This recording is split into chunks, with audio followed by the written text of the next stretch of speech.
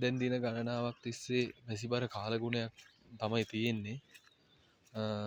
මගේ තියල තිබ්බ රුකුලකට ආව ජනපදයකට කෘතිම ආහාර දෙන්න තමයි මං දැන් ලෑස්ති වෙන්නේ.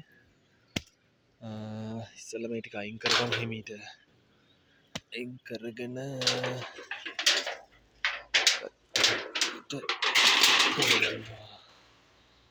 ඊට පස්සේ හිමීට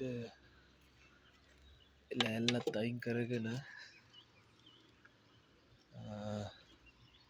දේවලට පේන ඇති එකට ඉන්න විදිහ මේ ආකාරයට තමයි මං තියපු රුකුලකට ඇවිල්ලා ඒ කට්ටිය පදිංචි වෙලා තියෙන්නේ. දැන් මං එයාලට කෘතිම ආහාර දෙන්න තමයි ලේස්ති වෙන්නේ. මේ ආකාරයට තියාගෙන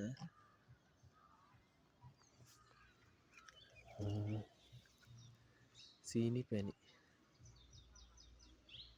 මේ ආකාරයකට දෙනවා. දැන් අපි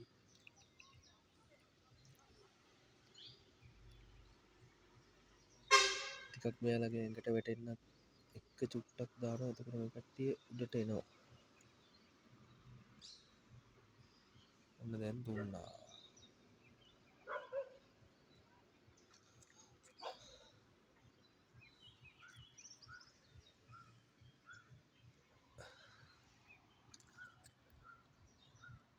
ඔයාලට පැහැදිලිව පේනවා ඇති කට්ටිය ඉන්න විදිහ.